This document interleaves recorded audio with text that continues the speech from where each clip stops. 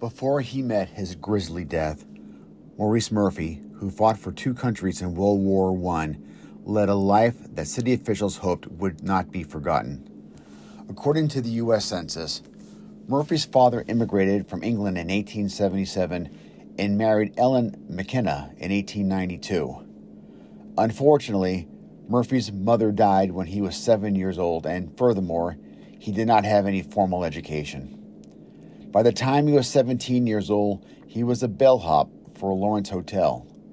He presumably held this job until 2 days after England declared war in August 1914 against the Axis powers, when Murphy enlisted with Canadian forces.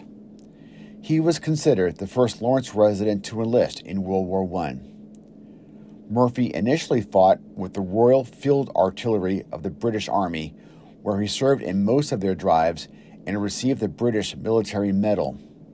He then transferred to the United States Army in 1918 when the U.S. entered the war and fought with his home country in the Oregon sector with Battery D, 342 Field Artillery, 89th Division. When he returned to Lawrence after the war, he worked for the Essex Company for 10 years as a canal water level reader. His job consisted of testing the water in the canals and the Merrimack River, and he would typically work the 6 p.m. to 3 a.m. shift. Tragedy struck on the evening of November 3rd after taking the reading of the height of the river. When he concluded the inspection of the water gauge at Merrimack Paper Company at about 1:55 a.m., he had become confused in the dark while crossing the spur track running in from the Manchester line of the Boston and Maine Railroad.